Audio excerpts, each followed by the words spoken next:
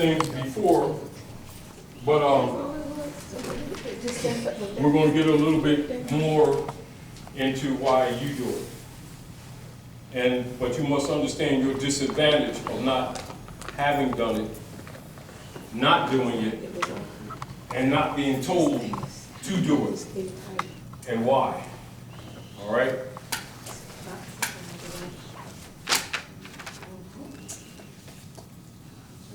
So you can give me a cue when you're ready, Dr. Naila. Yeah, he's having a little technical difficulty.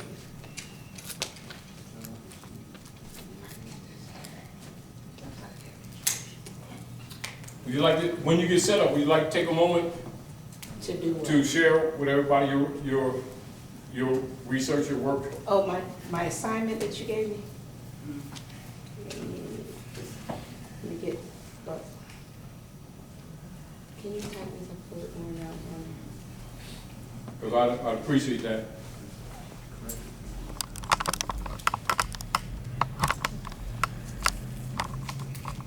That's great. Oh, thank you. 'Cause I was gonna read that, but yes, it is.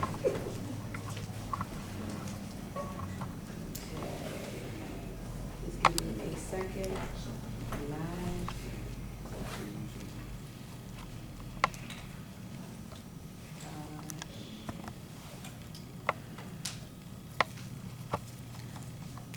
They're waiting, I'm sure. Let me see if I got you reading. Go ahead.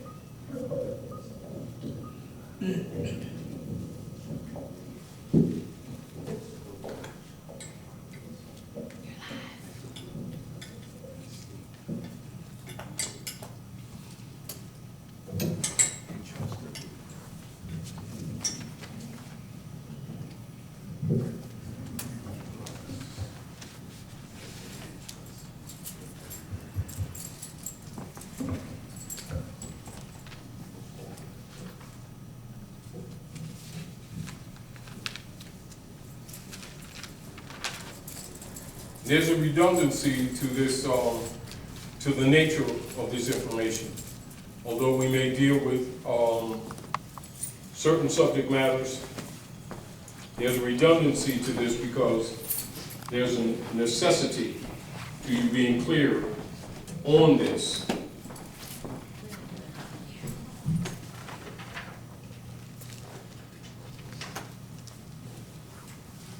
We are live.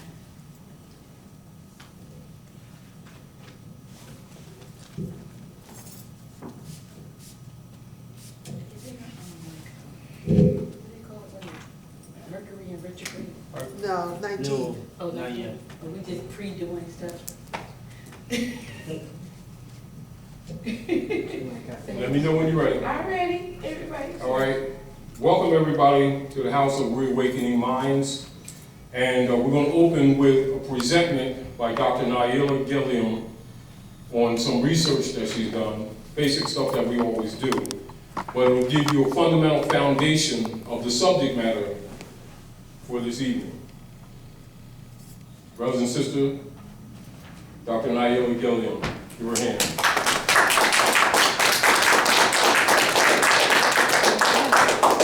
Islam. Islam. Well, thanks to Grand Sheikh Taj Tarik Bey, whenever we have a conversation, I never leave that conversation without being enlightened further. And so, you know how we sit here time after time and we hear Brother Taj rattling off things just like that. You know, he just knows, he'll say things like excature and non-de-guerre and, you know, the appropriate recital, I know what that is. But sometimes we hear words that we don't say or ask the meaning of, but we hear it a lot and we wonder, what does that really mean? And so a conversation that I had, Brother Taj and I had just this week, when we were putting the subject matter for tonight's teaching, was I asked him what excature meant, because I've heard him say excature so much. And so he gave me an assignment. He actually told me that excature and hell were synonymous. Now, me having been a pastor for many, many years, I have absolutely never, ever, ever heard the word excature in relation to hell. When I think about hell, it was the place of fire and brimstone and punishment and so forth. You know the drill. But he said, no, he said, hell, he said, look it up in their Black's Law. Unfortunately, I have the 4th edition Black's Law Dictionary, so I want you to look up hell, I want you to look up executure, and then we also started talking about the IRS. And so, like, how do all those go together? Well, actually, in Black's Law Dictionary, in the 4th edition, you will find that hell was the name formerly, and he's really big on etymology, formerly given to a place under the executure chamber where the king's debtors were confined. So the debtors' prison was under the king's chambers, and it was called hell. It was an executor chamber, and it was also synonymous with the word that has come to mean a place of fire, brimstone, and punishment that is, you know, tied into whether or not we're good or bad. I'll let you know how they change things. It also has some related legal terms and definitions. Camera. You know, we always say camera, take a picture. In Old English law, a chamber room or apartment, a judge's chamber, a treasury. This is to tell you how, you know, words change. Executure chamber, of course, as I said, a court erected by statute, 31 edition 3C, determines cause. Chamber, a room or apartment in a house, and executure, that department of the English government, which has charge of the collection of the national, and I think it probably meant treasury or debt or something like that. Also, an ancient writ directed to the treasurer and the barons of the executure, forbidding them to do something. It just dot. But what I'm trying to say is hell and executure are synonymous, and we've been told that hell has something to do with the place where the man in a red suit and the pitchforks and his demons are. But not far off. They really are there. It's just that it's the concept. I always tell people when I was passing, if your concept is wrong, your conclusion is wrong, right? Also, what Brother Taj let me know is actually when names change, the same function that the IRS is performing today is the same thing as hell and executure back in the day. And so I did my little research based on our executure. I have a handout for you. I actually have a handout for you. And those of you who are watching by Facebook, I'll post it or do something if you'd like it. But I have a handout. So, but executure, I'll tell you, like he told me, it's like X and checker with the Q-U-E-R. So, you know, when you hear words, and the moral of the story is, when we hear some of the words that roll so fluently off the tongue of our great teacher, and you don't have an understanding or understanding of them, write them down as best you can phonetically, but ask him. Ask somebody what they mean, because all these years I've been hearing him mention this over and over, off and on, and I really never knew. Most of you probably knew. How many knew? Yeah, well, see, but it's not, that's like, what, 3, 4 hands? So, how many of you out there knew? You let me know. You give me your response. Oh, man, over there. Over there. Yeah, how many of you out there knew? But it's important for us to know that how they put different labels on these words and how they use them to imprison our minds, to take hold of our finances and our resources. And so, what they didn't want us to know is that we already in hell. You are. That's the moral of the story. Brothers and sisters, Brother Taj Tarik Bey.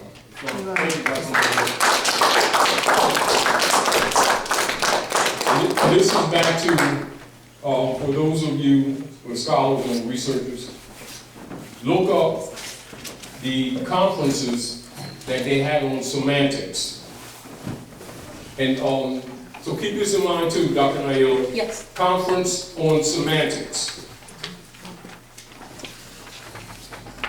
And keep in mind that when you're talking about the connotative linguistics that the people are suffering from in these days, it's not accidental. Meaning that the priesthood set up a conference by which they would introduce connotative linguistics just to dumb us down, So when people think about hell, being underground, they were correct. But what the priesthood did, made a mythical devil so you wouldn't look at them, because they're the ones that did it. Are we clear? And of course, when you're giving people information, and you have people, although adults, have been trained from childhood to equate belief systems with knowledge, it's difficult to give them knowledge or information. And very often they get offended, they think you're attacking their beliefs or their religion, not knowing that the masses don't get religion, they get dogma. It's for control purposes. And so you got to try to give them reference points so they don't take it personal and reject knowledge, for the sake of defending their beliefs that they think came from the Lord in heaven when it actually came from the Lords of London. So if people don't understand or know that the operations of Inquisition government on the planet Earth is regulated by the District of London through the Lords of London under the secret Treaty of Verona, with the secondary field men being what you call policemen that are a gang, the world's largest gang, evolved from European colonists in New York area. And they made agreements with the operators of the United States Corporation Company to suppress and help them rob the Aboriginal people of the land of North America, i.e. that you traditionally have been hearing that are called Negroes, blacks, coloreds, Indians, Latinos, etc., all of whom are actually of Moorish descent. Are we clear? And the agreement with the European colonist contractors, or what you would call hired guns, there's a gang of them in New York, and they made contracts, and so they bought the corporate operatives who owned the United States Corporation registered in Puerto Rico and in France. They started buying uniforms to give them an air of legitimacy, and then started calling them falsely law officers, which they were never not. They were never that. They're actually hired gunmen. And that's not an attack on any individual person, that's just a historical fact. So when our people get confused when they see people who are calling themselves law officers, policemen, going around on the street arbitrarily murdering people, and it confuses them because in their mind they're thinking law. Understand that these people are not law officers. They're actually private contractors. This is why it's also important for you to understand what really is in order to have a concept of how you're supposed to go about your life. Are we clear? And of course, people who have been benefiting from the destruction of human life and colonization are not going to tell you these things. It's not in their interest. Do you understand? So it's in their interest to deceive you. Does that mean that everyone that's a policeman is an evil person or has evil intent? No, it does not mean that. It means that what that order is for. They're hired killers. They are. It might be uncomfortable for you to hear that. It's the absolute truth. And so people who don't really understand this, it confuses them when they see them wantonly murder some young brother or sister on the street and steal their organs, even if they're unarmed, and you see that happening a lot, and it confuses you. Now you know why. Because they're not coming under law. They're mercenaries. They're commercial mercenaries. Write that down. They're commercial mercenaries. Now, logically, one of the keys of maintaining colonial operations is they set up the United States Corporation Company, which is a private corporation registered in Puerto Rico. This is what you need to understand. These are fundamentals that you need to be clear on. The United States is not a country. It's a private corporation. Registered first in France, collapsed by Abraham Lincoln, and then registered in Puerto Rico, and has been operating ever since. And with its owners and its contractors and its private corporation representatives pretending to be government on the land of North America ever since. That's the real organized slavers operation that the masses don't know, but that all politicians know, all big-time religious leaders know. And so when people don't know this, they have a tendency to keep getting confused when they see or hear politicians say one thing and do another. They see big-time ministers and pastors and religious leaders claiming to the public one thing, but they live a different lifestyle for themselves, and it confuses them. They're only confused because they don't know the real history. They don't know the foundation. Are we clear? So you're given a knowledge of the real foundation of political operations, not to turn you against legitimate government, but to make you aware of fraud government. Are we clear? Because what you're suffering from is impostorship. Are we clear? Now, we've been over this before, but again, a lot of times when we're going into different subject matters, a lot of you who are scholars know these things, but a lot of you who are not scholars don't have this information unless you're in your highest degrees of masonry. Like if you're a Grand Master, Potentate, Illuminati, Knights Templar, Eastern Star, Daughters of Isis, Daughters of American Revolution, Knights of Malta, Knights of Columbus, Shriner. People in those degrees know this information, but you gotta remember most of those secret orders have death oaths, so they're not going to speak on this information. Are we clear? But being Moorish American and heirs to the estate that's been under occupation, it is our duty and our birthright, and it's also your birthright that has been hidden from you, which is why the Moorish Divine and National Movement exists anyway. But you need to know why it exists, not just some of the things that you hear me say or some other people say, or that you may see some so-called sovereignty groups make claims, or some European sovereignty groups, etc., or different people using different processes to try to get some kind of control of the Sister QV trust system set up by the Pope of Rome after the fall of the Red House. These all things are tied to the real politics of the world, are we clear? But knowing that our people don't have a background in scholarship, it is incumbent upon those who know to tell those who do not know. And so we're going to hit on certain fundamental points so that you can have reference point to research on your own. Are we clear?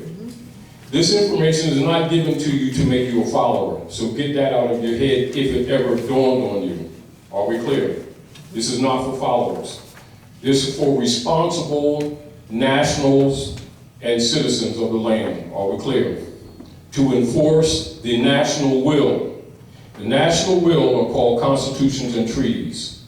It is the supreme law of the land. Are we clear? Your personal opinion and emotionalism is not to be interjected. Meaning that we can discuss things and you can have an opinion on something. That's not denying you that. But it must be in harmony with principles, or what you call maxims of law. Maxims of law and principles apply universally. Are we clear? Mm-hmm. Are we clear? Yes. Just like 2 and 2 is 4, your beliefs are not to be interjected into that. Are we clear? So thus, 1 and 1 and 1 and 1 is 4. And don't make it personal. Although it can affect you personally. Can you understand? And so this information is presented to you on that premise, and it's also incumbent for you, if you're going to develop what we call spiritually, that you cannot develop spiritually if you are guiding your life on principles that delude to forced servitude, slavery, negativity, and falsehood, because it doesn't go together. Are we clear? Because your concepts will develop incorrectly, whether you're reading the Bible, Uaspi, Torah, Tanakh, Hexateuch, Pentateuch, Quran, the Vedas, Uaspi, or any of the holy books. You must have a foundation of truth. You must come from a foundation of truth in order to properly use those books. If your concepts are wrong, your outcomes, as Dr. Naila said, will be wrong. Now, you have to get your ego out of the way and your own biases out of the way so that you can look at things honorably. And for those of you who are familiar with Septuaginta, or the later alteration of the Septuaginta, which became the Bible, you will understand the lessons of Yahushua. And the lessons of Yahushua, they altered it and renamed him Jesus for the masses. But those scholars know his name is Yahushua. And when Yahushua, at the age of 12, were disputing with the doctors of the law, he was actually disputing with the priesthood, who were modifying and altering the maxims of law principles and presenting their alterations as religion, and thus making for themselves a kingship over the people, and were actually raping and robbing the people in the name of the Lord. Are we clear? You got to understand how it's been operating. And those have been the real operations, and this is why the priesthood have always had problems with Yahshua. This is why they assassinated his character and worked with the Romans to assassinate Yahshua. And then they had a meeting with the Romans and changed his name to Jesus, knowing that that's not his name. You know, and so when you look at the substitute principle that's put upon humanity, understand it has an old origin, but the operation hasn't changed. That's what you need to understand. The operations of color have not changed. And this is why it's important for you to have a background, a scholarly background, so that you can recognize when the con game is still being played on you, just given a different name. So when people, as an example, when people are looking at the Inquisition revenue services operated by the Inquisition General Thomas de Torquemada, scholars know that the IRS is the Inquisition revenue services. But a non-scholar doesn't know that, because they hear Internal Revenue Service set up by Skull and Bones member Woodrow Wilson, 1913 to 1916. So a scholar knows that they're absolutely the same operations given a different name in order to deceive the people. But a scholar and a Mason already knows that, because they're already told. That's what gives them the advantage over the masses. What gives, say, Masons power in society is that they're told certain truths that the masses don't get. What gives Illuminati members power? They have certain fundamental knowledge that the masses don't get. What gives the big-time preachers power? They have that Masonic knowledge that the masses don't get. Why do these people get upset when someone like me speak of this information openly? Because they pay thousands and thousands and thousands and thousands of notes for that knowledge, and they get it codified. And then they take death oaths not to reveal it, but they get comfortable jobs, and they get kickbacks, and then they act like it's a separation of church and state when they know it absolutely is not and never was. Are we clear? And it's not to put anybody down, it's just simply to tell you the truth. And you can do with that truth what you will, but understand it's your responsibility. It is your responsibility as nationals of the land, and as for the European sons and daughters who are United States citizens under the juristic operations of Jus Soleil of the Nationalization Act, to enforce the Constitution and Treaty. It is your duty, it is not your option, because those are national wills. Your failure to do so is called a tacit acquiescence and an abandonment. But with that abandonment comes the loss of your estate, whether you knew about it or whether you didn't know about it. It's an abandonment. Are we clear? It is that principle of abandonment which is why you're given this information, knowing that most of you don't know that you're held to that status. Like, for instance, logically, many of you who come here to the House of Reawakening Minds know this, but I know that some of you don't. And some of you may have heard about some of this information, but didn't exactly know how to put it together. You understand what I'm saying? And so you got to keep this in mind too. Law and history goes together. It is not taught to persons who are held to servitude because it's not in the interest of those who are administering the Sister Q Trust and the Global World Trust to tell you why, because they're living off your virtues. Write that down, living off your virtues.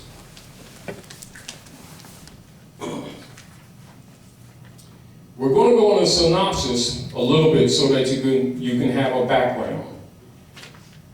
And as many of you who've been here regularly already know, some of this stuff we do redundantly. But what you will find is if you test most people, just like Dr. Naila did, and many of you who've been here often, you can see, many seats, and we're talking adults, not children. And she asked a fundamental question of civilization, and she counted 4 hands. So intelligence tells you what danger is are the offspring in. Many of us are grandparents, and then some of us are direct parents. What chance do the children have when the adults don't even know the rules?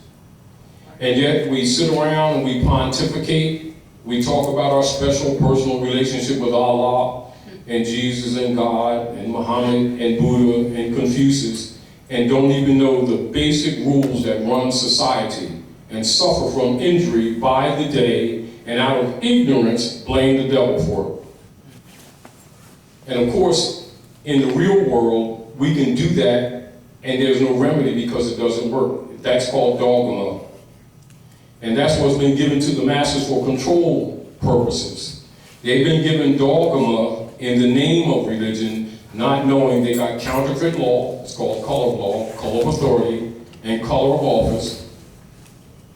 They got dogma in place of religion, and they have fiat in place of money.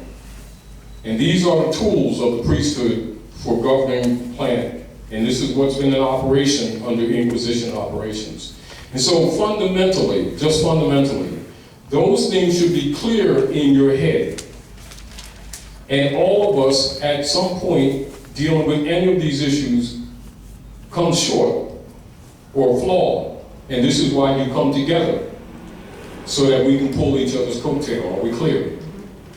And logically, if the children are raised in a culture of dead culture, logically, they will never compete in the real world. So, watch how we do things. If you pay attention to us as a people, we will fund multiple alphabet soup organizations to deal with the symptoms of a root problem that our people have never really studied. If you ask most of the people a question like, slavery has been institutionalized, and we know that the word slavery is used connotatively, because slave is actually a short or a brief of actually a nationality of the Slovakian nations. We won't get into that, but it's, so a scholar knows the difference between the connotative use of it and its proper use. But in a serious law argument, if you have a breach and a tort, and you use that in a law argument for a restoration, of a right or restitution, the opposing party actually can beat you in the case if you use the word connotatively. But yet, amongst the masses, it's commonly used, and they would look at it as if it's denotation, not understanding that in a law argument, these subtle semantics can win or lose a right of claim. And because the platform of forced servitude is based on connotative linguistics presented to the masses in order to institutionalize their own ignorance, which is what the barristers of England did in their conferences on semantics deliberately in order to maintain what is called connotatively institutionalized slavery at North America under the administrative powers of the military complex of the Jesuit order known as United States Corporation Service Company. And to present that political platform as if it is the country. And that the trading banner in commerce that they owe in treaty operations for securing the rights, unalienable rights of the people, which is actually a trading banner of amity and commerce, has been falsely presented as, quote unquote, the American flag. And so the masses have been sorely and severely miseducated and actually encouraged to agree and consent to their own enslavement through that ignorance. Are we clear? As a countermeasure and a restoration of right law and constitution and treaty enforcement, one man named Timothy Drew, who's also known as Prophet Noble Drew Ali, established Old Canaanite Temple in 1913 AD as a direct rebuttal to the abrogation of the treaty and constitution, which are the supreme law of the land at North America. That is the root of the founding of the Moorish Divine and National Movement, 1913. As a countermeasure, Skull and Bones member Woodrow Wilson met with the bankers and representatives of the Lords of London under the secret Treaty of Verona on Jekyll Island, right off Georgia, to sell the government to the Jesuits in order to counter Noble Drew Ali, because they were already in breach of the treaty and constitution to the heirs of the estate, who by this time most didn't know they had an estate. Not only did they not know they had an estate, most of them were in or held as stateless persons. Such stateless persons are called or tagged by what is known nom de guerre. Those are war names, nom de guerre. And I'll write that down for you, for those who don't know.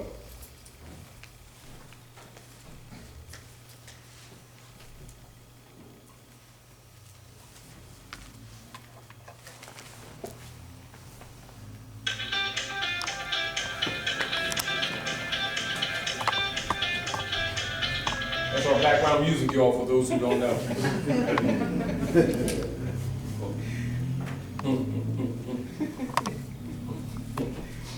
Now, nom de guerre are spurious names,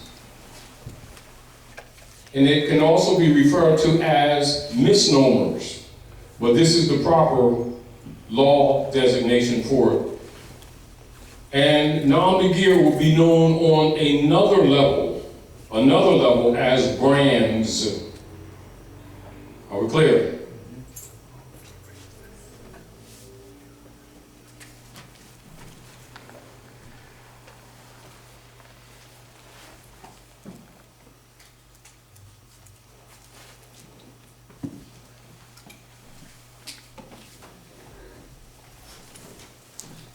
And so when you hear some of the history, when they talk about they branded some slaves, they will present to you only an image of hot irons like they did cattle. And that's the image that's taught in the John D. Rockefeller school systems. Are we clear? So According to Codes Noir is French for the black codes. All right?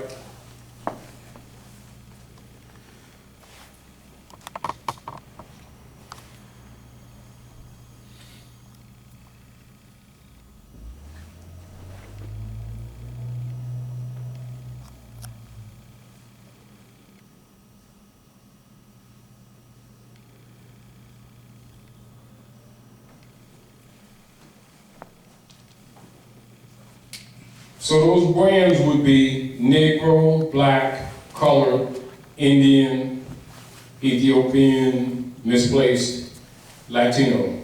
Those are brands. And nom de guerre.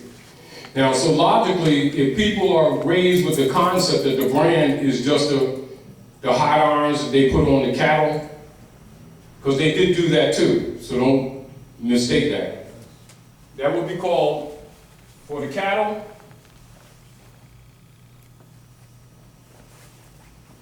they substitute this.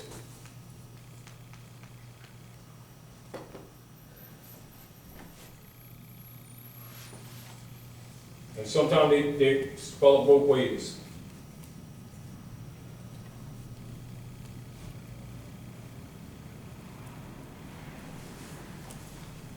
And sometimes with a double T.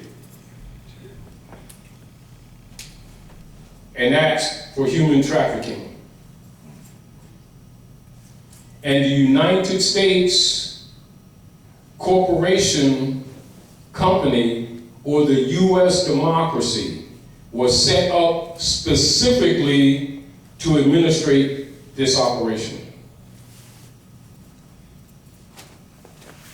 Are we clear? Distinguished from the United States Republic that was set up under the organic constitution and treaty between the Moors and the deists that you know as Benjamin Franklin, John Adams, Thomas Jefferson, etc. They were deists. You must understand that. If you don't know that, your concepts have been wrong and logically will be wrong. And logically, in a law argument for restoration or restitution, you will fail. Are we clear? That failure has continued to haunt the Aboriginal people at North America for both incompetent and disingenuous people alleging to honorably represent you, when in actuality they were actually working with the slavers. When you say deists, what does it actually mean? Deists, now, so this will be supplemental for your study.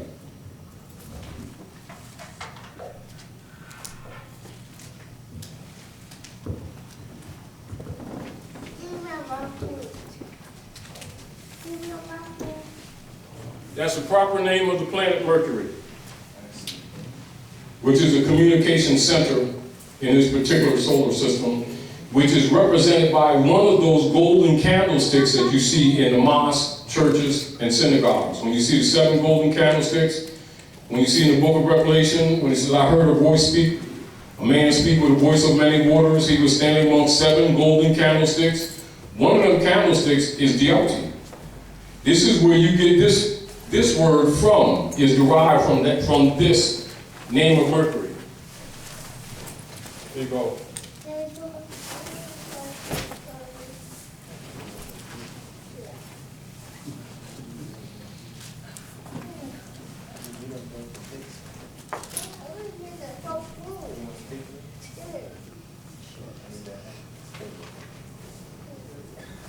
That's where that word comes from.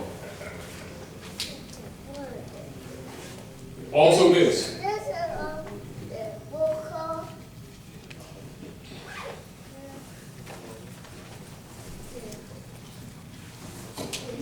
Both of them come from deity.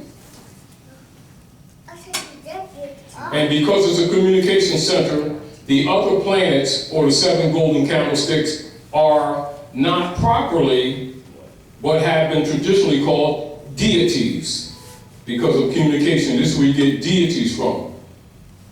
Those who study the real culture of human existence on planet Earth, and particularly mainly Europeans who adopted Asiatic African culture and went to the ancient mystery schools of that you call Egypt, or who are Masons, etc., are deists. Now do you understand that?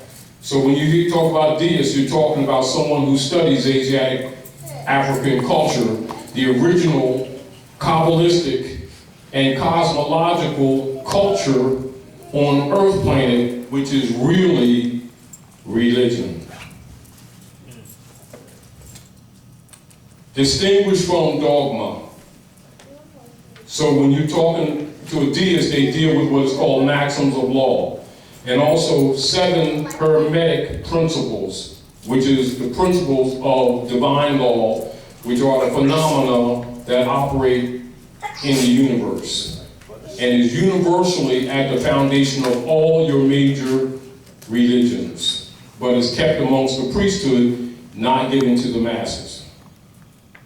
This is where Yeshua, that you know lately, being called Jesus, was arguing with the doctors of the law, also with the priesthood, who were stealing the widow's pennies, misrepresenting religion, because they were teaching dogma. And this is again why they had issues with him, and also why they assassinated him.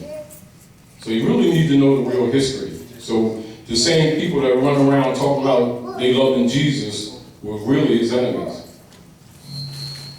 This is why the world's really messed up. You know, people's concepts about how things really operate is totally, really incorrect. And again, when you get into real knowledge, you can understand how some people who have other agendas can get sensitive. But what I told you is provable, and you can research it. Now, in order to deceive people, what they've done with Yeshua is actually mix the life of Serapis. Now that's to misrepresent Yeshua. But that has pretty much satisfied the masses and kept them under control while they get raped to this very day. And this is why you see in certain communities where there's constant conversations about salvation, but yet all you see is misery and death and jail and drugs and broken families while they're talking about salvation. It's kind of a contradiction, isn't it? So you kind of understand why that has a root. So you don't get angry, just tell the truth. And if they get the real history, they'll understand why they had the Nicene Council, 225 years. No, pardon me, I apologize, let me back up. 325. It's called the Nicene Council, 325 AD. And this is where the priesthood met to alter Yeshua's teachings in order to create solid systems for mind control. Are we clear? Quick question. In reference to what you were saying about them studying the, about studying our history. Mike, where's the mic? About studying our history. Yeah. There was a question that I had posed about 2 weeks ago, 3 weeks ago. Go straight to the question. In regards to the bloodline. So now is that question any less important? No, it's not less important. Let's put it this way, just relative to the bloodline. Let's go back to the teachings of Yahushua. He says, I come amongst my own, and they receive me not. He's talking about bloodline. Okay. But he's also talking about heirship. Okay. He's also talking about birthright. And he's also talking about the loss of that birthright. Okay, so with them studying our history, They will begin to understand that Yeshua had hair like lamb's wool, skin like burnished brass. That Jesus is actually a Roman substitute. He's a Paleolithic man placed on the wall representing the lords of London, told to the people that that is Yeshua, and they're actually worshiping the Romans that murdered Yeshua. That's how things have worked. and that bloodline. And of course, nature does not recognize person or station. So there's a consequence when you support a lie. Because it is a lie. But it doesn't mean that people who fall for it is necessarily evil. They're just misinformed, they're misled, they're deceived. But in order to make things start working for you in your interest spiritually, you cannot be spiritually corrupt. Nature does not give you that break. In other words, we can sit around, pat each other on the back just because we pontificate and talk about our personal relationship with God and everything. We can do that all day long. Nature does not recognize whatever we say. Nature only recognizes merit. This is why one of the Kabbalistic lessons that the Nazarene gave was to remind you so that you don't get arrogant. He would say, the sun shines on the good as well as the evil, which means the law is neutral. What point you don't get this? That you don't have the option of beliefs. It has nothing to do with what you believe. It has to do with how the universe works. How the communication of nature's law and nature's God works. This is why when you see in the Universal Declaration of Independence, where the deists that you have told were the founding fathers mention nature's law and nature's God. It's talking about the Kabbalistic foundation of moral maxims of law that apply universally. See, it's important for you to know that because it's important for you to understand how government operates. Are we clear? And when you think that people that are allegedly in government are moral or ethical, you don't get caught up in personalities or party. You measure them by constitutional principles. Those are maxims. They're predicated on maxims of law. Are we clear? So you do not get caught up in, that's my cousin, because he's an imam, therefore, because he says Allah and Jesus and Muhammad, he's right. No, it don't mean him right. Or, oh, he's Baptist, I don't listen to him. No, you measure them by the rules. The same rule applies to everybody. But you got to know what the rules are. If you don't know maxims of law, you get caught up in these tags and these brands and these claims that people make, most of which they don't live up to.